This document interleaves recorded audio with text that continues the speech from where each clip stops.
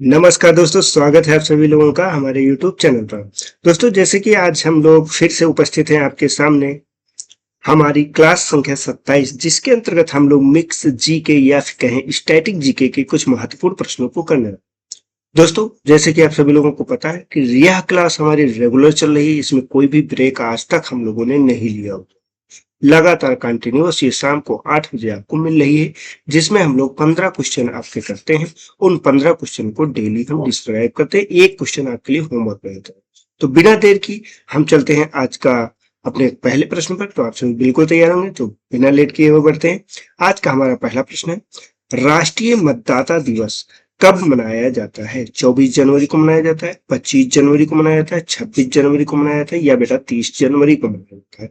देखिए, इसके मनाने के पीछे की जो कथा है वो भी थोड़ी सी अलग है, और ये इंपॉर्टेंट दिवस है आपके जो है जनवरी माह में, तो इसलिए दोनों चीजों को याद रखना। मनाया, पहली चीज यहाँ पे यही प्रश्न बन जाता है कि क्यों जाता है, क्योंकि ये अगर आपको पता है तो आप ये चीज आराम से आइडेंटिफाई कर सकते हैं कि ये कब मनाया जा सकता है। तो बेटा इसमें आपको याद रखना है, ये हमेशा जो है इसलिए मनाया जाता है क्योंकि इस दिन निर्वाचन आयोग को बनाया।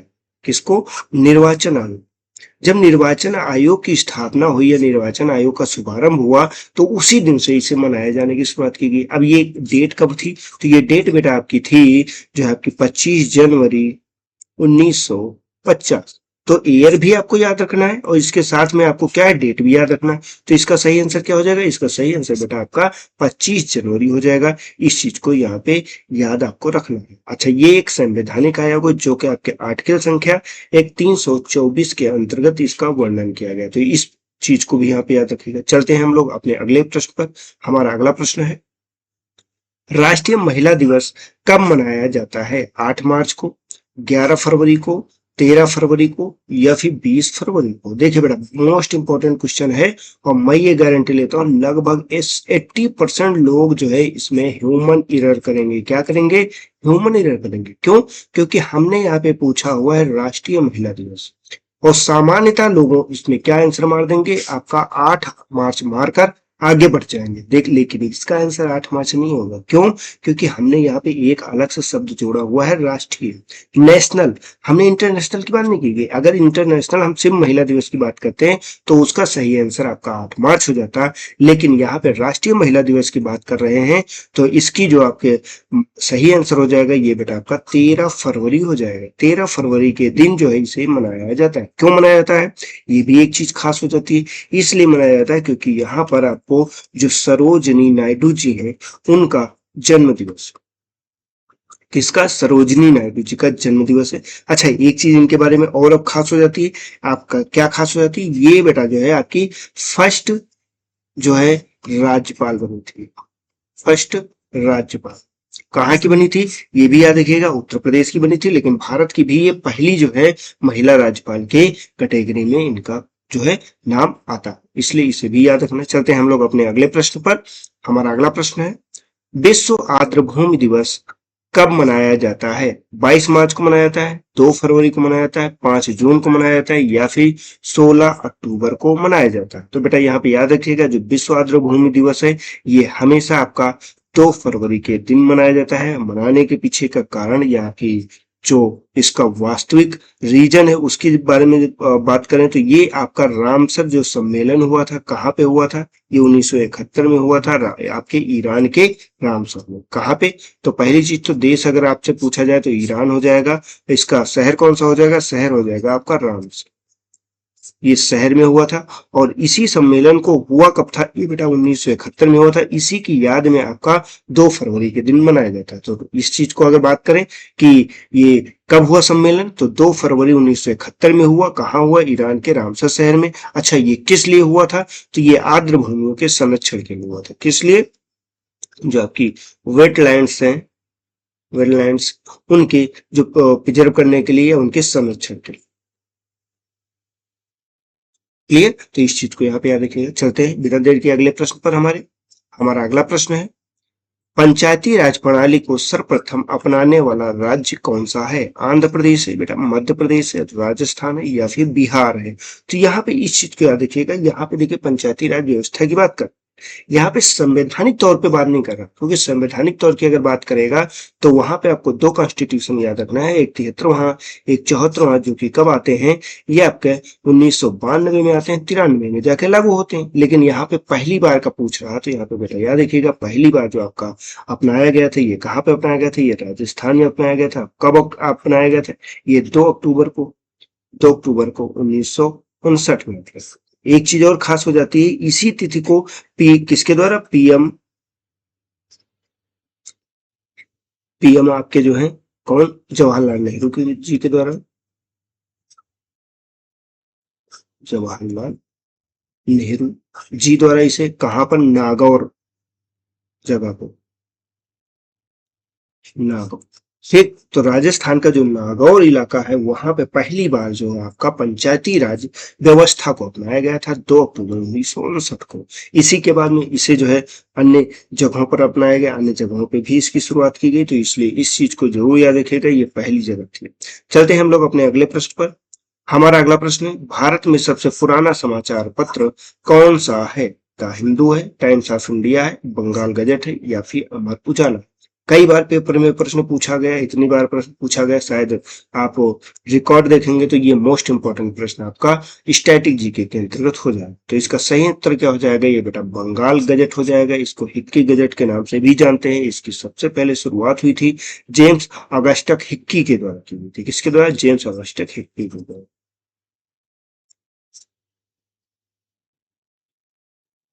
ऑगस्टस हिक्की, इनके द्वारा इसकी शुरुआत की गई थी, और तभी से जो है ये आपका जो है सबसे पहला पुराना समाचार पत्र के रूप में हम इसे जानते हैं। चलते हैं हम अपने अगले प्रश्न पर। हमारा अगला प्रश्न बेटा, सांची स्तूप किस राज्य में स्थित है? उत्तर प्रदेश में स्थित है, बिहार में स्थित है, मध्य प्रदेश में स्थित है, या फिर महाराष्ट्र में बेटा स्थित है? जो सांची स्तूप की बात करते हैं तो ये बेटा मध्य प्रदेश में स्थित है। और ये सांची स्तूप क्यों है? तो ये बेटा बौद्ध धर्म से बहुत ही इंपॉर्टेंट, किससे जुड़ा हुआ है? ये बेटा आपका बौद्ध धर्म से जुड़ा। जब बौद्ध धर्म से जुड़ा हुआ, तो बौद्ध धर्म में किस चीज के लिए इसका प्रयोग किया था? तो रहने के लिए इसका प्रयोग किया जाता था यहीं पे। हाँ, ये चीज अलग है कि यहीं पे ये लोग पूजा वगैरह हर चीज करते हैं, क्योंकि देखिए जो चीजें हैं जुड़ी हुई हैं, वो आप यहाँ पे जरूर याद रखिएगा। यहाँ पे ये सांची स्तूप जो मध्य प्रदेश में, इसको यूनेस्को के द्वारा, किसके द्वारा?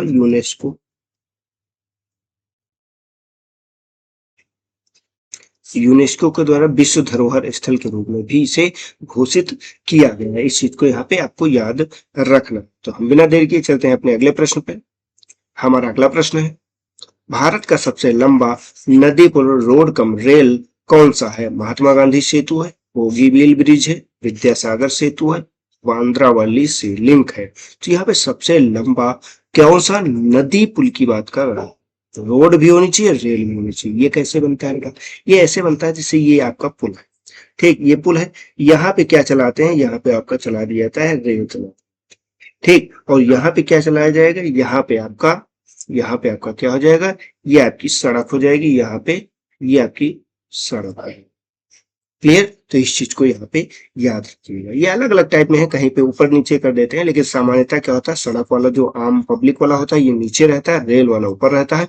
तो रेल का उसकी बात कर रहा है, तो ये कौन सा है? ये आपका बोगी बील है। इसको जरूर याद रखिएगा। ये कहाँ पे है? तो ये आपका असम में स्थित है।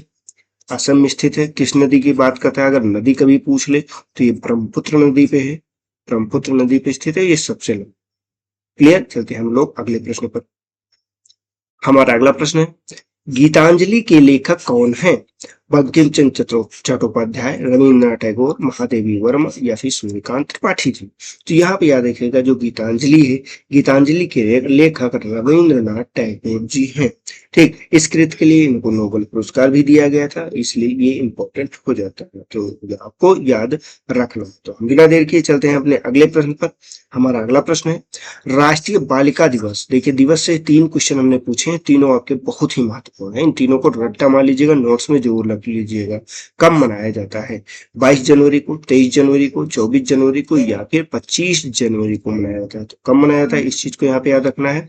तो इसका सही आंसर क्या हो जाएगा आपका? 24 जनवरी सही आंसर हो जाएगा। इस दिन इसको मनाया जाता है। क्यों मनाया जाता है? क्योंकि जो बालिकाएं होती हैं उनकी शिक्षा को बढ़ाना, सामाजिक जो मुद्दे होते हैं उनको बढ़ाना और उनके लिए जागरूकता फैलाना, और साथ में जो भ्रूण हत्या वगैरह होती है तो उस चीज को भी थोड़ा सा कम किया जाए, इस चीज की जागरूकता के लिए किया जाता है। चलते हैं हम लोग अपने अगले प्रश्न पर। हमारा अगला प्रश्न है, लोकसभा का पहला आम चुनाव कब हुआ था? 1947 में, 1950 में, 1951 में, 1955 में। तो बेटा यहाँ पे याद रखिएगा, जो आपका लोकसभा के पहले चुनाव है 1950 में आपका संविधान लागू होता है। संविधान लागू हो जाने के बाद में 1951 और 52 में जो है ये आपका मनाया जाता है। यहाँ पे अगर बात करते हैं कितने चरणों में होता तो लगभग 68 चरणों में पहले आम चुनाव को संपादित किया गया था। सामान्यता के चरण की बात करते हैं, ठीक, ये क्या है? ये फर्स्ट के चरण की हम बात कर रहे हैं। सामान्य की बात करते हैं वर्तमान में। वर्तमान में कितने हैं? तो वर्तमान में आपके 7 चरण जो है यहाँ पे होते हैं। क्लियर? इस चीज को बेटा यहाँ पे याद रखिएगा। चलते हैं हम लोग अपने अगले प्रश्न पर। हमारा अगला प्रश्न है, भारत का सबसे बड़ा बंदरगाह प्राकृतिक कौन सा है? चेन्नई है, कांडला है, मुंबई है या फिर कोच्चि है?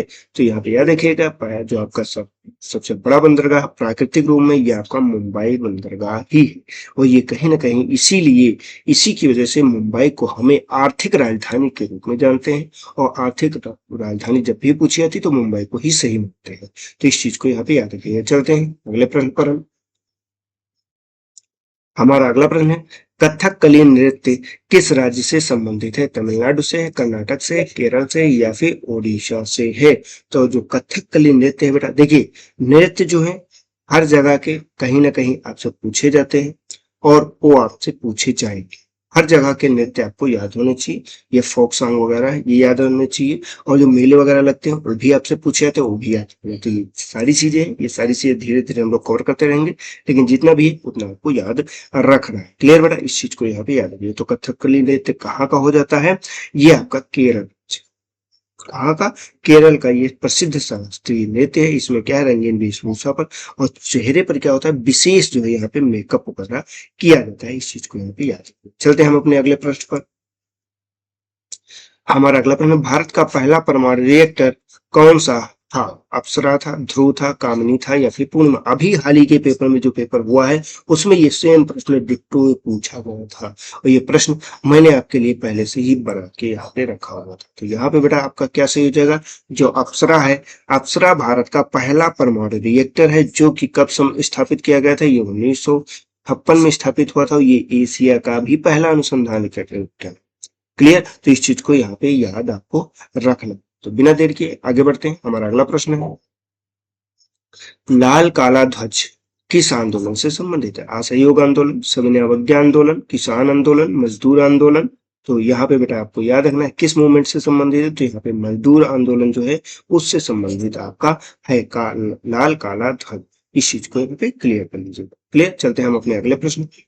हमारा अगला प्रश्न है, भारत का राष्ट्रीय जलीय जीव कौन सा है? कछुआ है, मगरमच्छ है, डॉल्फिन है, व्हेल है?